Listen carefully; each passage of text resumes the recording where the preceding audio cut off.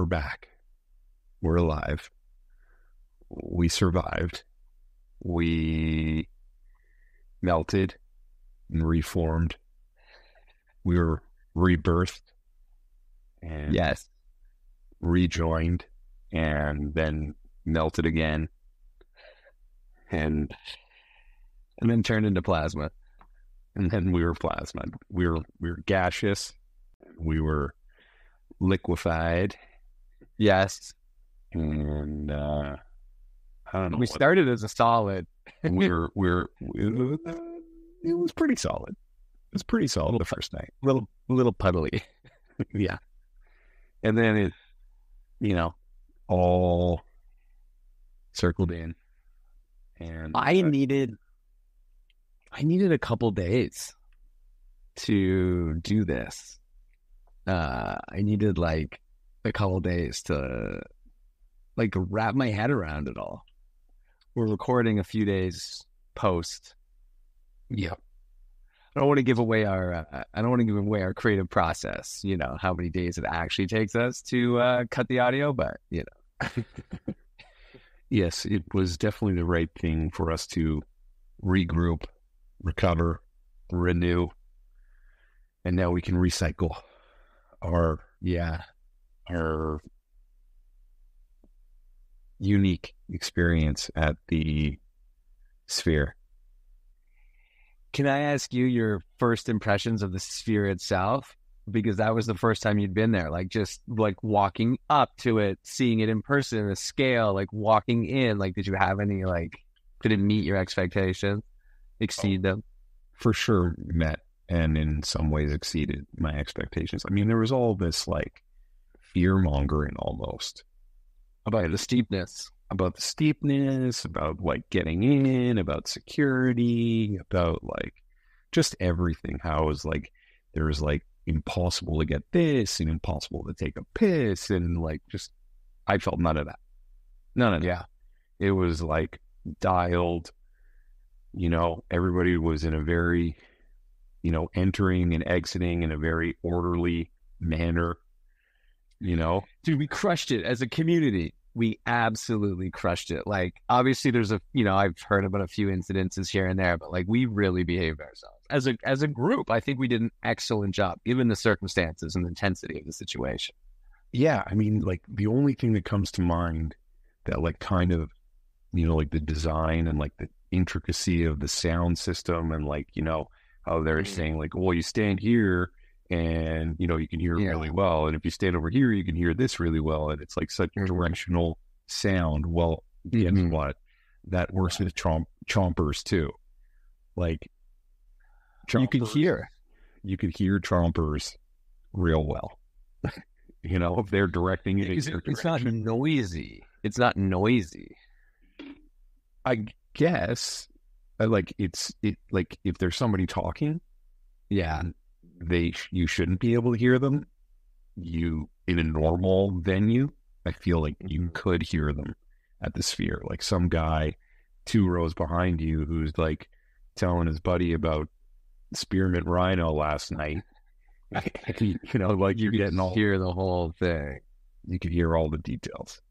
So, but hey, you know what? chomping happens.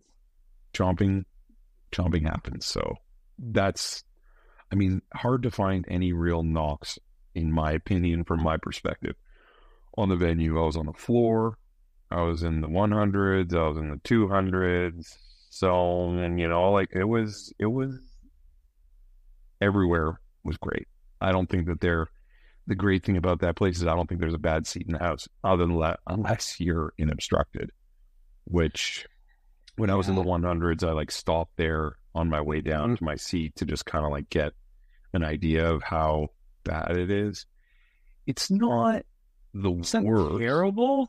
It's like being in the pavilion of like a shed, you just like, you get all the roof. You get like, like a 45 to 60 degree angle of the screen, but you don't see anything above that, you have like a seg, a little seg angle but it's not as bad as I thought it was going to be, but it's still like, It's not great. it's not the hitter. I mean, but hey, better to be in the building than not at all, in my opinion. 100%. Look, everyone knows tickets were wild and crazy. And like I had this contingency plan. There's like worst case scenario. I'll be in the back row of the obstructed. Like if that's what it takes. Luckily, that didn't happen.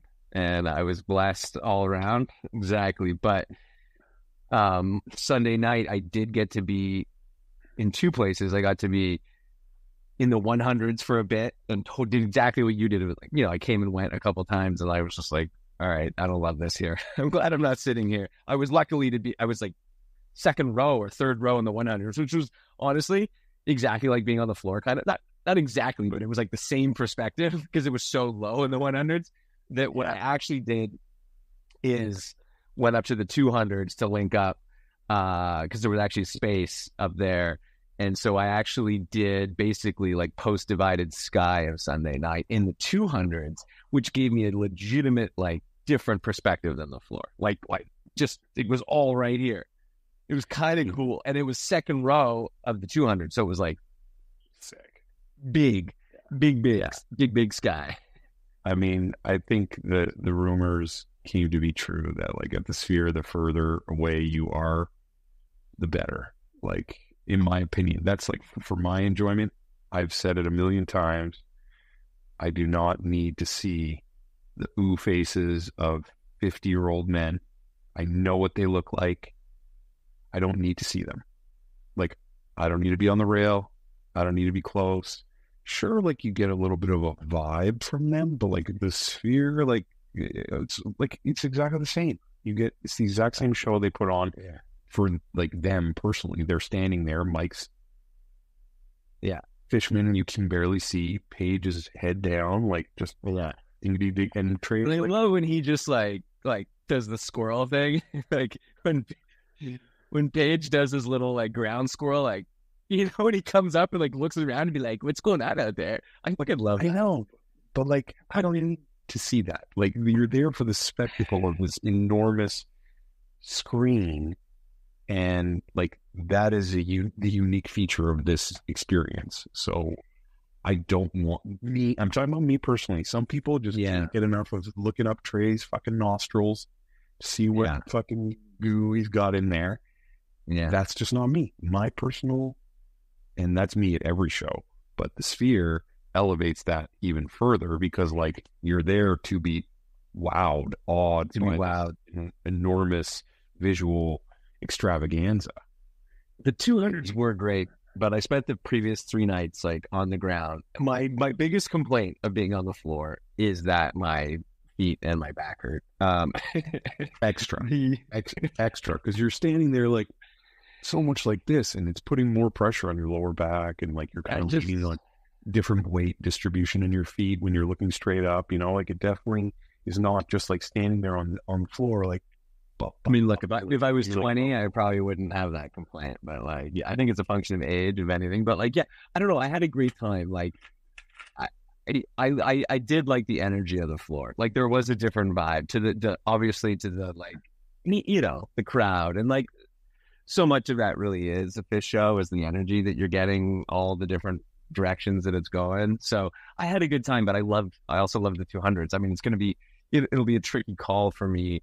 Like in the future to be like, hey, where do I actually want to be? The next time Phish plays at the Sphere, I want to be in the 300 or 400s at least one night.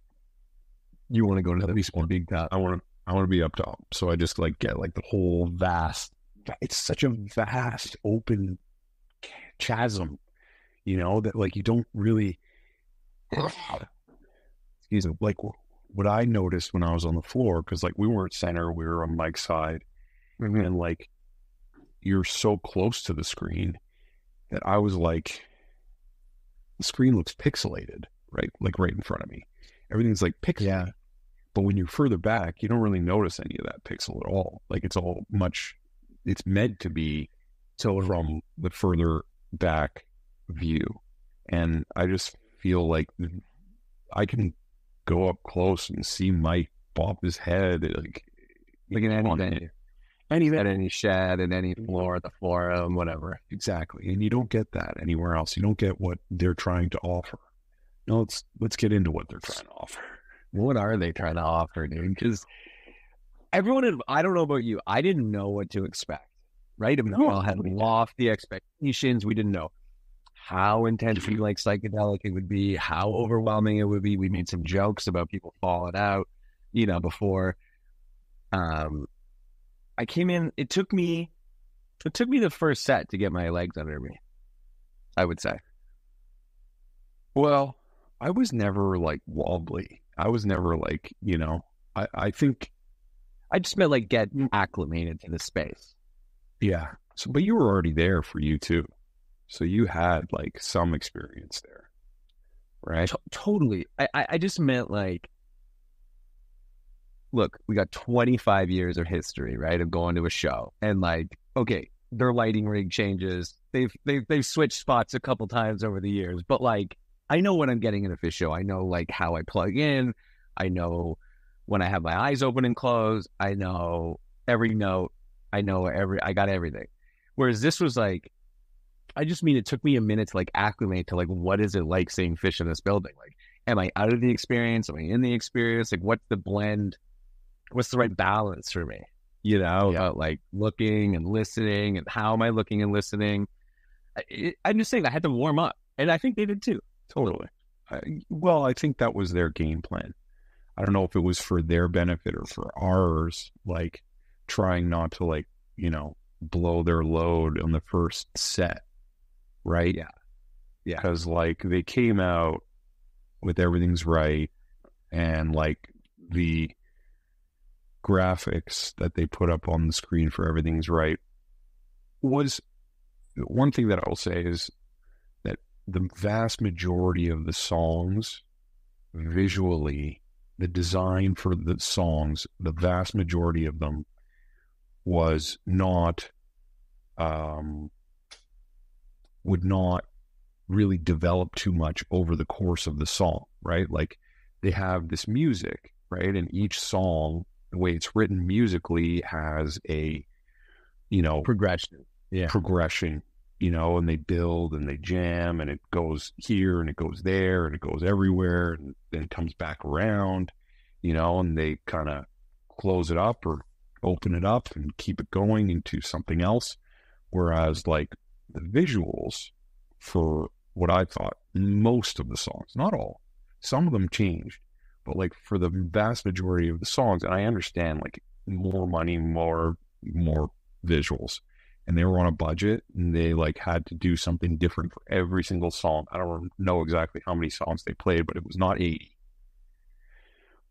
And like the first song, Everything's Right, gray columns with like a little streaks of like, right, you're right, I remember that. Peaks of like light kind of shining through, but not, it was almost like it was like a glitch. Like a lot of the things that they did the first night were not their most impressive things, right? Like they built on it over the course of the 4-night run. 100%. I do agree with that. It built with me for sure. Like I thought that, and I don't know if that was their strategy or I'm sure they thought about that, but like Everything's Right, fine, good, great. It's like, okay, we see you can do like 3D things in one color. Sure. And then Back on the Train, which was like, look, maybe it cost them like $500 to make that one. Like it was literally just like a pixelated, like couple of pictures that they mushed around, and it looked like you're like riding on a train, like on the beach, but at the end of the horizon, there's like a field that was like Windows 95, but not even that sharp. And at that point, I was like, what the fuck are these guys doing? Like, they must be saving it up. They're really saving all. Yeah. I mean, I agree. Like, I remember like the first set, right? It's like, okay, I also had some challenge. on where I was. Like the sound was like confusing me. I couldn't place things. I like couldn't place like page. I couldn't. I guess like it was scrambling my brain. The sound was weird on the first night. The sound was very weird on the first night. And then like the visuals were like, like back on the train, right? Like I'm into it. Okay, the first one was cool, and then like here I am. Like, is that a seal on the beach? Like, what's going on here? And then it's like, I don't know about this. I don't know. Yeah. There's like a hyper focus on like some pink bush, you know, like they kept showing this like bush, like kind of rolling by. It was just like we're like spinning around in circles, you know, and like the same 9mm footage that had been like colored in with lipstick or something. Anyway, and then Wolfman's, which was like, okay, sure, this is like a couple of floaty colors. Maze, which was like, finally we see the band, kind of large images of them playing and them like spinning around and like plates and then like reforming and then unfolding, and then splitting and then coming down together. Everything was like very focused on like the center on the first night, like the center of the screen above the stage. And then Leaves, I don't know, I think it took, I can't remember Leaves, but then Life Saving Gun, they actually did some cool visuals. Like in my opinion, that was the start of, okay, they're actually going to use this screen this weekend. Like they're going to do some cool things. It was lots of, you know, menagerie of craziness. Then Dirt, and then Carini. And Carini, finally, they're kind of doing like rainbow, like it was like the blocks, and then they started depth perception, weird, and then they left us with that, you know, and that was cool. But then second set come out with Sand, and Sand, even though no color, they had those dots, all the dots, right, which they used in different versions. There were, in my opinion, that was kind of like my favorite thing, because it really messes with your like depth perception, and they're like kind of like that thing that you saw with U2 where they're like the screen is like low, coming down at you, right? Like that, to me, at the Sphere, like if you can do that kind of stuff where you can make it seem like everything is coming at you, that to me is like the coolest effect, right? And they used that a number of times over the weekend, like during Sand and during Antelope, and I think during Chalk Dust really well. Like they kept going back to those like dots that were like moving across and like looked so 3D, and like you could almost reach up and touch them, you know. I did love that. I mean, there was, I don't know if it's true or just perception, but it did feel like it feels like they put, like they were pushing it. They were like dialing it up as the weekend went on. And like, look, people could have just dropped in for a Sunday show and got the full shebang, right? But like, for example, on Sunday, like there were some really cool things, including like that black hole thing that like just like took over the whole screen and like got, people were like, wow, you know, and like a few other like sick things. There was the sense that it got more intense like night 2, 3, 4 than night 1 for sure. So, but then in night 1, like Tweezer was fine, you know, visually and musically. I thought it was good. They jammed it out for 25 minutes. I think that after the first night, like, and then they went to My Friend, which musically was perfectly timed. Like we needed that. We needed like a just like slam. Old school. Yeah. But then visually, is that at that point for the next song, Mike's is when they really did that like cool, like crazy, all the spades kind of floating around, and like that like flower. Was that spinny thing with the thing in the other? Yeah, you like that? Well, that was like the first time that they actually like. He was like on a lake, and that was like the first time that they did something that felt like it was very high resolution, like took a lot of like, you know, pieces and put them together to make like a full landscape kind of cool thing. You know, my friend was just, it was great musically, but it was just like red and black shadows of the band like moving around. I actually liked that. Now that you remind me of what was happening, I actually liked those like kind of silhouetted like things. And it was really cool to watch like Mike. Yeah, because Mike was I remember Mike was like watching himself. I was like watching Mike watch himself because we were, oh no, I guess we weren't over. I was kind of Mike's side that night too, first night. But anyway, yeah. And then like, Dude, for me, Life Boy. Sorry, not to cut you off, but like, no, that's the first Life Boy I've got. Like, Life Boy was really good. It really mattered for me because it's just like, fuck, the song is incredible. And like, I could, like, wow, you know? No, like the progression through Mike's Life Boy Weekapog, where they were using the same kind of visuals, but like changing from day to night, to Color, like fire, color, almost like coming alive. And that to me was like the really cool symmetry of their music and the visuals. That was the first time to me was where they were able to kind of tie it all together. Before that, Sand was really cool, but it really kind of, this was the capability that I was looking forward to at the Sphere with Phish, was like Mike's groove. Yeah. And, then they went Blaze On and Fluffhead, right? And Eric, you're never not excited for Fluffhead, right? But then Fluffhead also visually was just like them, and it was just like these like shutters. It was like rectangular, right? I feel like it was just a rectangular thing.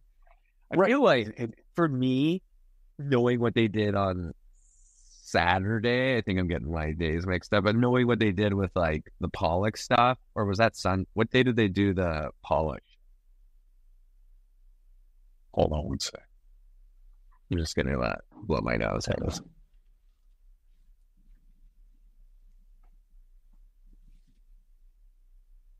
I think Sonny's in the next room crying. I can't hear. If that's what you mean, but if you can get her, then... No, I don't need to get her, but I might be talking too loud.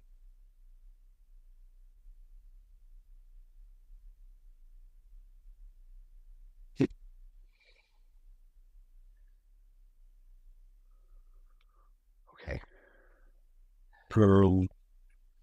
So, what did you think about Farmhouse? I thought it was beautiful. Was it a little too on the nose for you, or did it work for you? I appreciate that kind of thing. Like they felt like they could really give us a really good show. And it's not my favorite song, but it's not my least favorite song. No, but I just meant like, like the Northern Lights and the Farmhouse, and like it felt like, like I've read the origin story of them writing that song, obviously.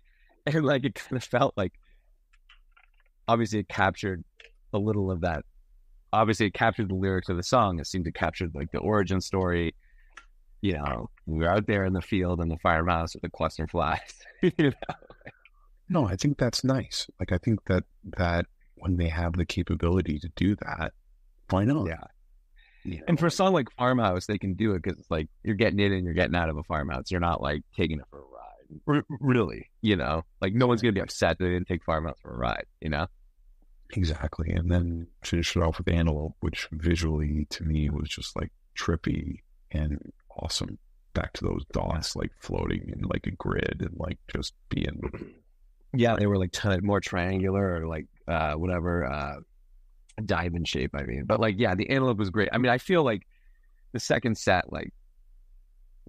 encore like really fixed up my whole first set vibe, and like just left me like holy fucking like just Antelope, just out the door Antelope, like bow, like just send me going to 3, like just send me for the rest of the weekend, exactly.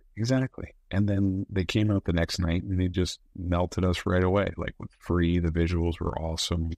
They just like took it and they ran with it, and I think they felt good, and they were just like they had all these things lined up, some better than others, but like second night with all like the liquid and underwater, just like that was pretty cool. Theme, like theme. The only visual disappointment and musically disappointment I felt on the second night was Split Open and Melt.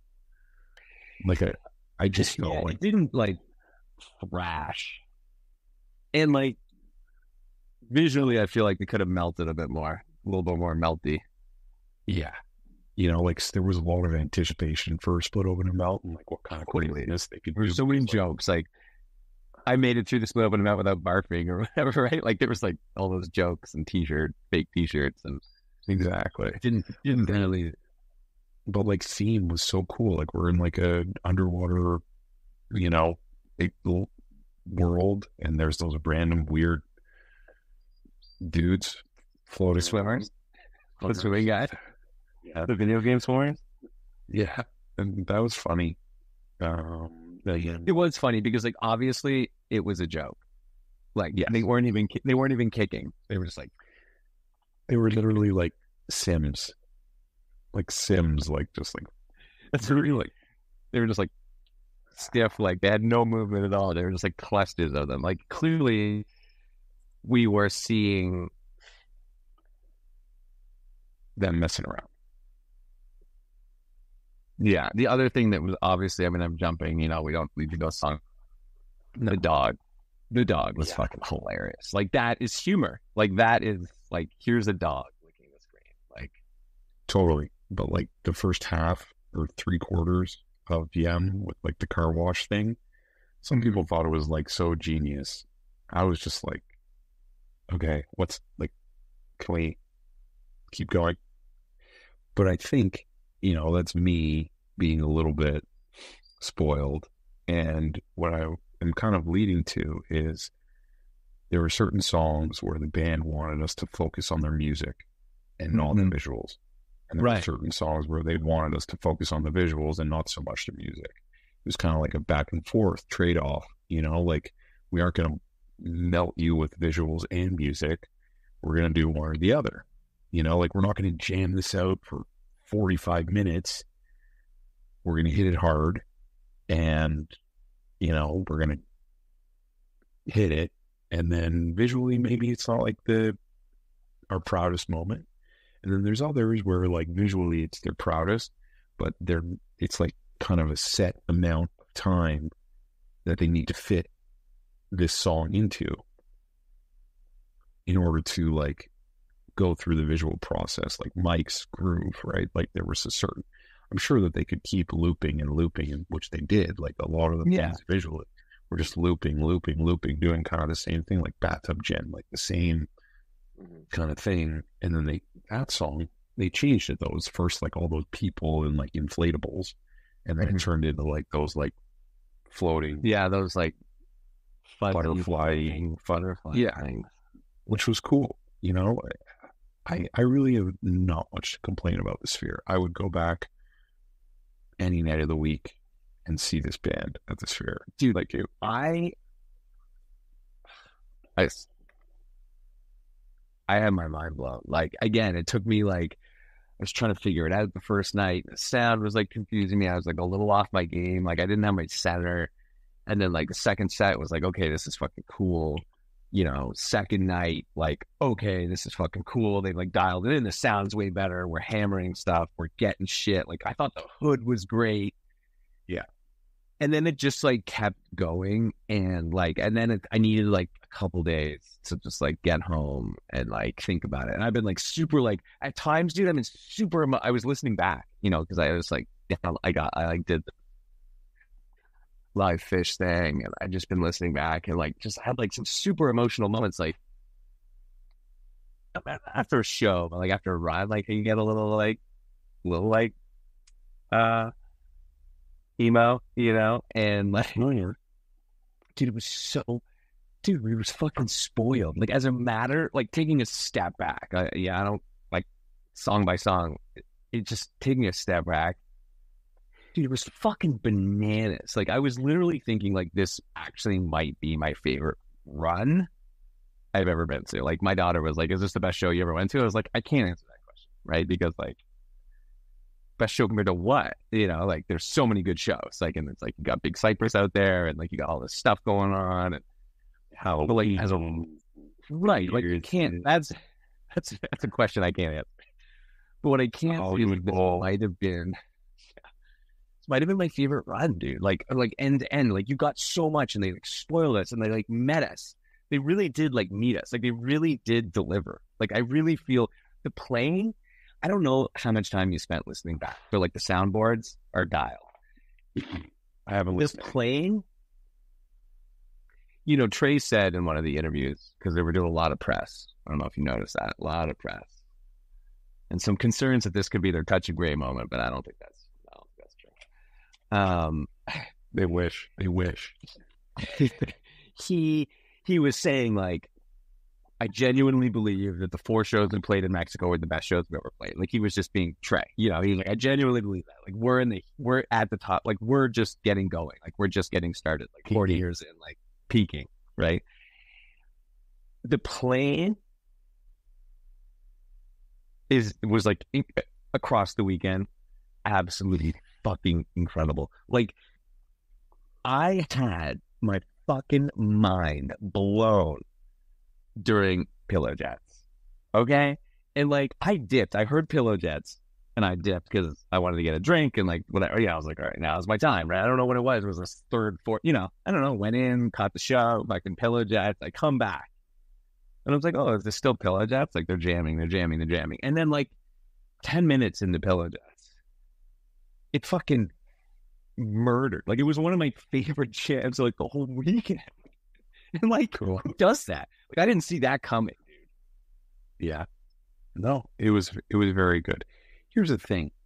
Now that I thinking about it, we're talking about it. It just like it's very, I don't want to say typical, but it is like this is a true Phish experience, Yes. Because there's something for everybody, and there's a lot of like opportunity to be super positive, and they definitely like so atypical Phish did such weird shit that it opened them up for criticism, right? From sure, but that's what they do. I know, that's what I'm saying, is that like this is so typical of what Phish would do at the Sphere. Like, they fucking nailed it right on the nose. They did some weird ass shit. They did some trippy ass shit. They did some badass. They did some awesome. They did everywhere. They were here, and here, and just fucking nailed it. They nailed it.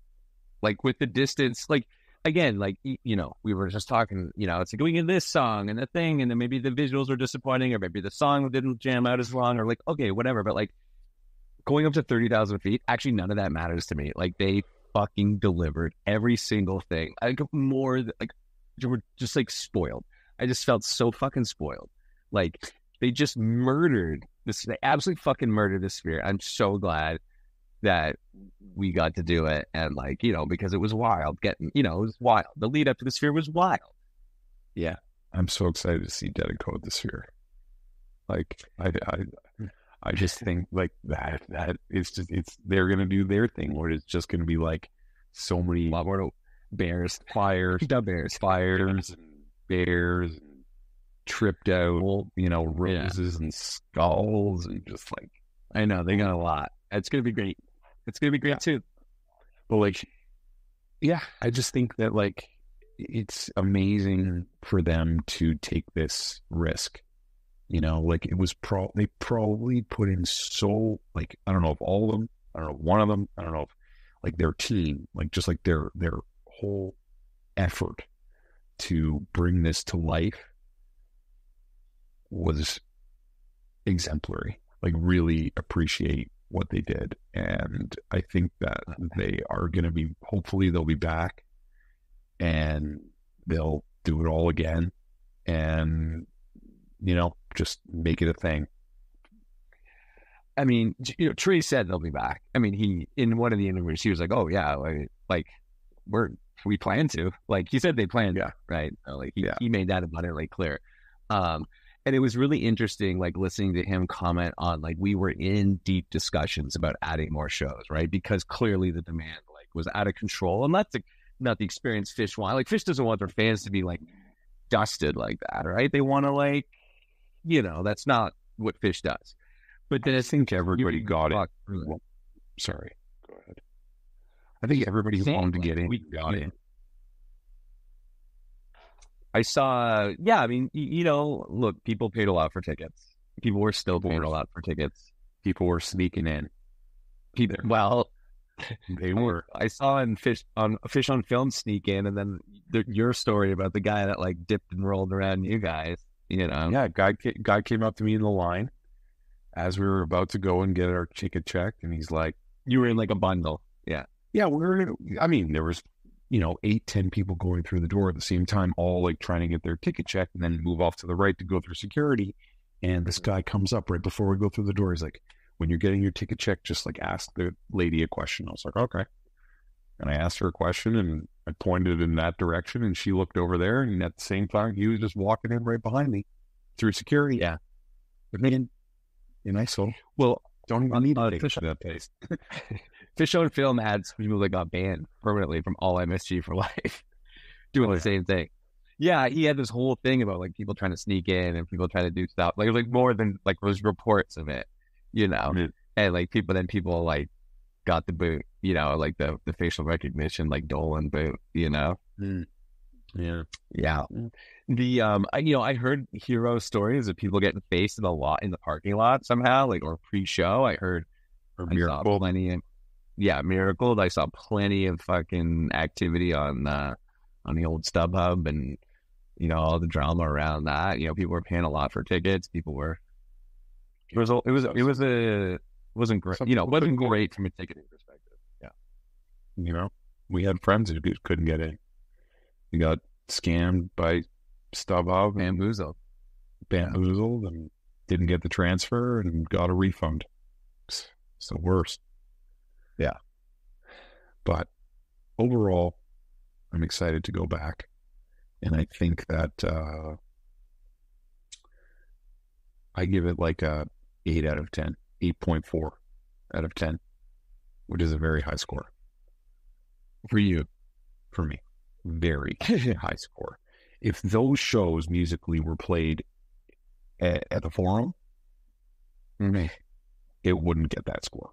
If it musically, that's what we got at the Forum, it would be like a 7.4, 7.5. I implore you to spend some time listening back. The shows, they actually murdered the playing so many times. And, dude, the DWD, like, 2001, like... I wasn't there for that. I know. I didn't want to bring it up. But, like, I'm sure listen to it. It was... the second set of Sunday was like just delivered everything that Saturday did. I'm not saying you missed the only That's not what I'm saying. But the only FOMO I had was 2001. It was great. The DVD was great. Yeah, those big old robots. So yeah, when you were talking about the coming down and stuff, it was cool because they were like leaning and then like their eyes, like they had like lights behind this, like real old, like light actual lights. And that was like super cool. But like, yeah, the DWD, like even Beneath Sea of Stars, like whatever, 2001, yes. The light, starts, the first couple minutes of light. Was that Ghost when they had those robots? Ghost was the robot. Sorry. Did we get... Yeah. It was like one of the first few songs. Yeah. No. Ghost of the Robots. Down with Disease, I forget. It just like murdered. It was like 34 minutes long and it just like did everything the DWD is supposed to do. Like it just did it. And even the light, like, not like, light, okay, but like 4 minutes in, and they even through that section got, I don't remember exactly what song it is, but they did a little of that like Berkeley tweezer, Tahoe tweezer, like, like it starts pop, like thing, like Piper. Maybe it was Piper. I don't know. It kind of blends together for me, but I'm just guessing. I haven't listened to it. I think it was Piper. But you should just listen. Pick your songs. Go back through on Live Phish. The playing, like just because you're taking the visuals out of it, you were there, so like you have it in your memory. It's like burned its way into the places where Phish shows live in your brain. And then like just getting it on headphones, it's just like actually like wow, this actually was fucking sick playing. Like they all, dude. And can we talk about Gordon for a second? Like, sure, he bass bombed the shit out of that place all weekend long. Yeah, but it was hard. Yes, I agree. Gordon was the star, in my opinion. He just could barely. Think 50 to 70% of the time I could barely hear Paige. Like I had to like focus so hard, like trying to hear Paige. He was like, everybody was here. As the week went on, they got him better, but like totally agree. And down here, like I could not hear Paige well enough, and I was in 3 different places in that building, and all of them I could not hear Paige well.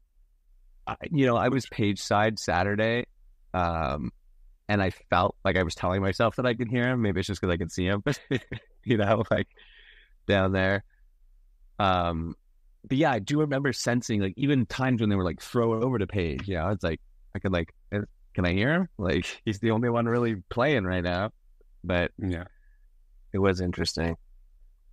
Dude, he's the best. Epic. And I'm glad we did it. I'm glad it all worked out for the better. And again, they didn't disappoint. They did it. No, they did it. They did it real good. I'm proud of them. All right. That's it, man. We did it.